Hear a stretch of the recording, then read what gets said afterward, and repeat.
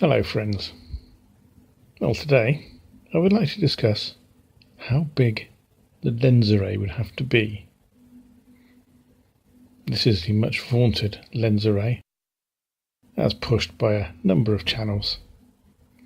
Of course, it has been explained to them on a number of occasions that it is all camera anomaly. Not that they listen, of course.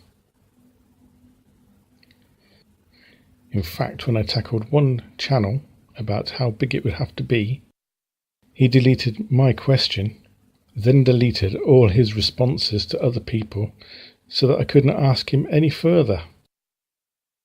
Jeff P will remain nameless. Moving right along. Consider the Earth, 12,875 kilometres in diameter. Now consider that the Sun has to be hidden from the entire sunward side. Because if we put a person at the far east and another one at the far west, that is how wide the view is. This is represented by the white lines going from right to left. The Sun is 1.3914 million kilometres in diameter and is 149.6 million kilometres away. There are also only 2 points in space that can be used to position such a device. These are known as Lagrange points. These are points where the gravity between two celestial bodies is equal, and in fact we do use it to orbit several satellites around the L1. So this is a good place to be able to insert an object and it will balance in that point. Now I am oversimplifying horribly, it is quite complex and there is a lot more to it, but for the purposes of demonstration it does. First up is between the Earth and Moon at 326,370 kilometres from Earth. So let's put a lens in here. Now I've already done the calculations, and this lens would have to be, and this is conservative calculations, 16,995 kilometres in diameter. So a bit bigger than the Earth. And this does not obscure the corona of the Sun, only the body.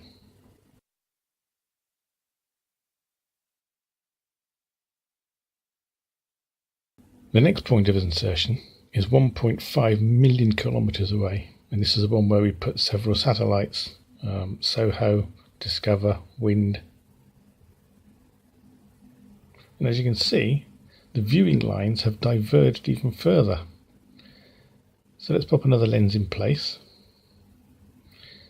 And again, I've done the calculations already. And this one would have to be 148,253 kilometres in diameter, a really huge size. This is about 11 times bigger than the Earth. For both, you do have to consider a requirement for fuel needed to help keep them on station, because although it is a point of balance, you do have to trim the orbit slightly as things change. You also have to consider the rigidity of such a structure and keeping the body coordinated to avoid stress. The other problem you have is that they are so large that they would act like solar sails, and the solar winds would constantly be pushing them towards Earth. So a lot of fuel is going to be needed to keep them on station.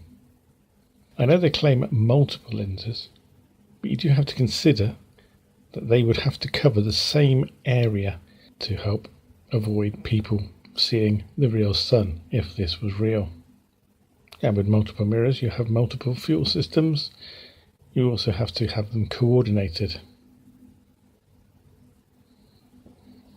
At this point, I hope you are beginning to question the reality of the claims made by certain people, if you have fallen for their lies. Here's another image to help clarify things. Both lens systems next to the Earth.